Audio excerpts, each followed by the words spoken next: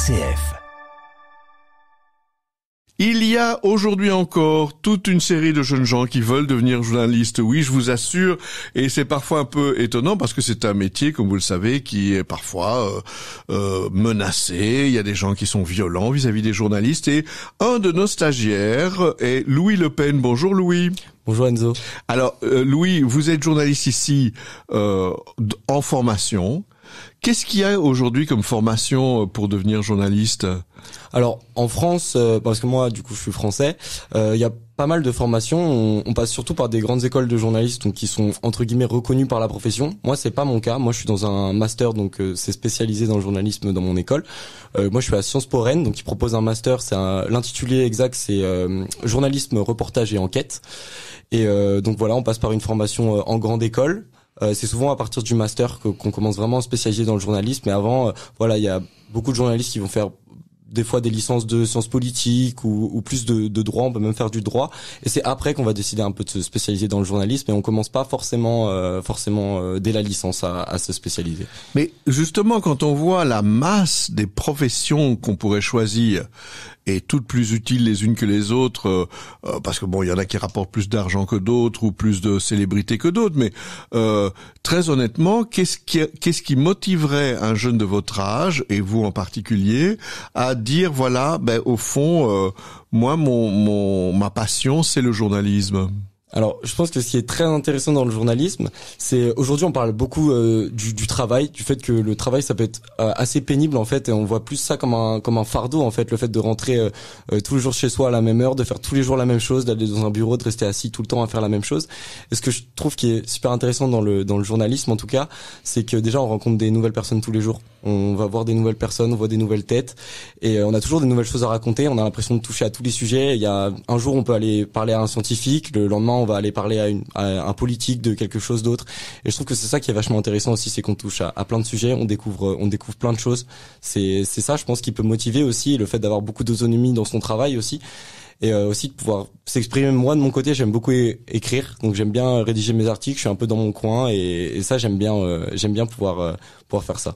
Mais justement, journaliste ici en 2023, on voit bien qu'il y a toutes sortes de médias, il y a la radio bien sûr comme chez nous, mais il y a aussi la télé, il y a les magazines mensuels, trimestriels ou même les journaux quotidiens, il y a aussi ceux qui écrivent sur internet dans des pages un petit peu qui paraissent tout à fait de manière digitale dans le monde entier. Il y a aussi l'usage de certaines langues, parce qu'évidemment on s'exprime pas de la même manière quand on parle à des jeunes ou quand on parle des gens plus âgés. Vous, votre style journalistique, qu'est-ce que c'est ? Moi, alors mon style, je sais pas si je peux dire déjà que j'ai un style journalistique parce que je suis toujours en formation, et j'essaie de toucher un petit peu à tout. J'avais jamais fait de radio avant, donc là en arrivant ici, j'en avais fait un petit peu dans mon école, mais là c'est un petit peu la première fois que je peux vraiment toucher à la radio de moi-même en totale autonomie.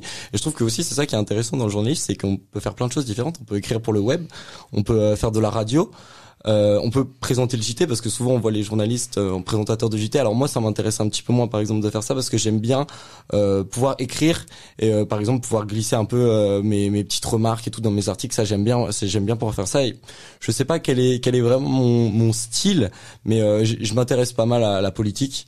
Depuis que je suis assez jeune, j'aime beaucoup pouvoir donner mon avis sur certaines choses. Je trouve ça intéressant aussi, même si voilà, on doit quand même rester on doit quand même souvent juste raconter les faits, et je trouve que voilà, à l'écrit on a quand même une certaine liberté, on peut un petit peu écrire un petit peu comme on veut, disposer l'article comme on aime, mais voilà, je sais pas si j'ai vraiment un style pour l'instant.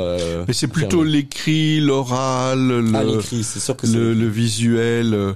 Et alors, une autre chose aussi dans le métier de journaliste, il y a ceux qui reçoivent l'info et qui la resservent, et puis il y a ceux qui vont la chercher. Et ceux qui vont parfois sur des terrains un peu explosifs, il faut bien le dire. Vous êtes quel genre ? Ça vous plaît de faire l'enquête ? Ah oui, moi je préfère là mon master est plutôt spécialisé journaliste, reportage et enquête, donc c'est plutôt aller chercher l'information. Moi ce qui m'intéresserait, je pense, c'est peut-être faire des sujets longs pour avoir le temps de me poser, de créer des gros dossiers, ou j'aime beaucoup le principe aussi de faire un peu du journalisme d'infiltration. Par exemple, moi je peux citer par exemple Valentin Gendreau avec son livre Flic, quand il est allé pendant 2 ans s'infiltrer dans la police pour dénoncer les violences policières. Et je trouve ça super intéressant aussi de faire un travail aussi d'infiltration. On a eu aussi à Lille quand ils ont intégré le bar de la Citadelle, justement pour y dénoncer ce qui s'y passait, les pratiques d'extrême droite. Et moi je trouve ça super intéressant ce travail au fait qui peut être fait aussi un peu comme si on faisait un gros mémoire en fait d'informations. Et moi voilà, c'est ça aussi qui m'intéressait. Je pense, c'est faire des plus gros. Il n'y a pas que le jour par jour, quoi. Non, c'est ça exactement. Je pense qu'on peut faire des travaux qui peuvent être référencés. Ça peut-être pas au même niveau que du travail scientifique, mais ça peut se rapprocher beaucoup de la sociologie aussi un petit peu, que moi j'ai étudié dans ma licence et que je trouve très intéressant. Et alors aussi le journalisme, Louis, c'est parfois c'est extrêmement local. Vraiment mon coin, hein, pourrait-on dire. Parfois c'est à l'échelle du monde et même de l'univers. Vous voyez un petit peu votre horizon comment ? Alors forcément nous on parle beaucoup de prestige en France dans le journalisme, mais il y a toujours un peu ce conflit entre la presse parisienne qui vont être des grands journaux parisiens et la presse, la PQR, la presse quotidienne régionale. Moi j'ai travaillé à l'Union l'été dernier pendant 2 mois et moi ça m'attirait moins tout de suite. J'avais vraiment envie de parler de sujets d'actualité, de grands sujets d'actualité nationaux ou internationaux qui touchaient tout le monde. Et en fait je me suis rendu compte que même en faisant de la presse locale, au final on faisait toujours des liens en fait avec l'actualité nationale, et ça permettait aussi de rencontrer des gens qui, je pense, n'étaient pas trop écoutés en fait au quotidien, qui faisaient des métiers ou certaines choses qu'on les écoutait pas trop, on savait pas forcément que ils faisaient ce genre de projet. Et je trouve que ça permettait d'aller à la rencontre des gens et de faire des choses aussi un peu plus simples. Et aussi ça peut être peut-être que le bonheur est dans les choses simples. Alors précisément aujourd'hui, le monde des médias est un peu malmené parce que beaucoup de gens ont l'impression qu'on leur raconte n'importe quoi, qu'on essaye de les manipuler, qu'on essaye de les amener à prendre des décisions dans le domaine politique, sanitaire, même touristique, ou qui sont des décisions, disons, un petit peu orientées. Le métier de journaliste, vous voyez bien qu'il y a une déontologie, comme on dit, il y a un code d'honneur. Qu'est-ce qui est important pour vous dans ce code d'honneur ? Alors, une nouvelle fois, je pense qu'il y a encore une nouvelle fois la différence entre la presse locale et la presse nationale. La presse nationale est toujours très marquée idéologiquement. On va avoir des journaux qui vont être à droite, on sait qu'ils vont toujours être à droite, des journaux qui vont être toujours à gauche, même si quand même historiquement la presse reste quand même très à gauche. Souvent parce qu'elle se veut être un peu du côté du peuple entre guillemets. Et pour moi la déontologie c'est toujours rétablir les faits tels qu'ils sont et essayer de pas trop les nuancer, mais c'est quand même important de prendre position des fois sur certains sujets, d'être un peu incisif envers certaines institutions, parce que c'est aussi le moyen d'expression pour moi des gens. Ils peuvent s'exprimer à travers la presse, et le moyen de pouvoir réagir face aux institutions et au gouvernement, notamment par exemple ce qui se passe en France en ce moment avec la réforme des retraites. Ça permet d'être une tribune pour les gens, et on voit que quasiment tous les journaux aujourd'hui, là justement sur ce sujet de la réforme des retraites, peu importe le bord politique d'où ils appartiennent, eh bien ils sont à peu près d'accord sur la même chose, à s'opposer justement à ce gouvernement. Alors, quand vous avez annoncé que vous vouliez devenir journaliste, que vous alliez faire des études, les gens de votre année ou de votre lycée ou de vos amis, ils ont vu ça comment ?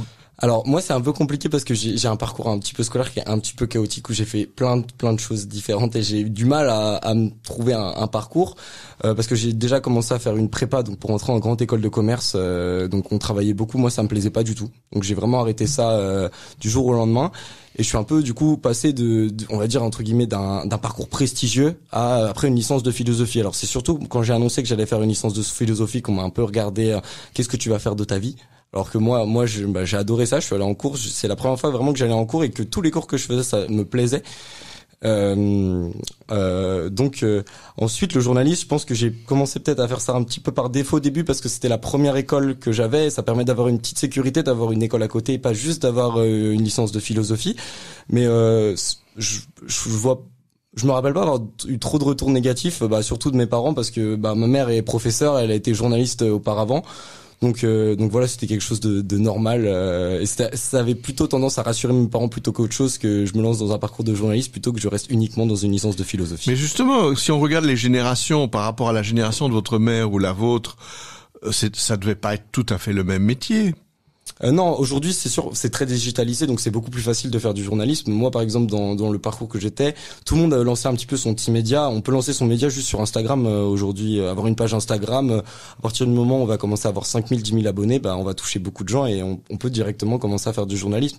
C'est aussi un petit peu plus dangereux dans le sens où n'importe qui peut dire aussi n'importe quoi, ce qui peut être un petit peu dangereux. Je pense que c'est ça la différence aujourd'hui, c'est que les médias, il y en a partout, il y en a plein.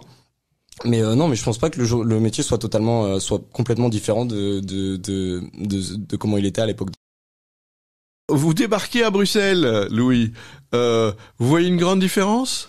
Alors moi, comme j'ai fait 3 ans d'études à Lille, j'ai pas l'impression d'être beaucoup dépaysé, surtout que les gens parlent ma langue aussi ici, donc j'ai pas l'impression d'être beaucoup dépaysé, mais j'aime beaucoup cette ville que je trouve super, surtout au niveau musical.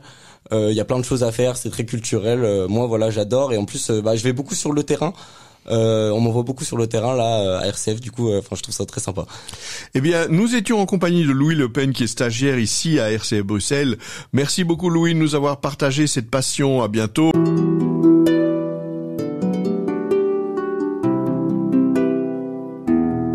Au fil de la vie, Enzo Bordonaro. RCF est une radio de proximité. Votre radio locale vit grâce à vos dons.